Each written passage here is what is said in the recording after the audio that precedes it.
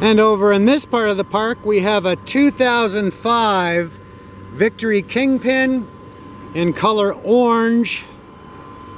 I hope I'm saying it right, with ghost flames. Kind of hard to see, super subtle, super good looking. Previous owner added some custom grips with the tab. I love those things. Bike has under 10,000 miles on it. We'll go ahead and play the pipes for you.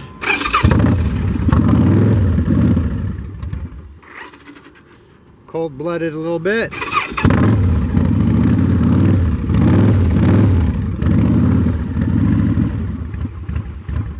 One of those that needs to warm up a little bit.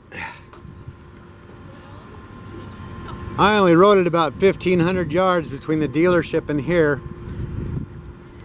Under 10,000 miles, in great shape, 92 cubic inch motor and a 5-speed transmission. Under 10,000 miles is in great shape, and Jamie in our detail department also did her magic to make it look like this.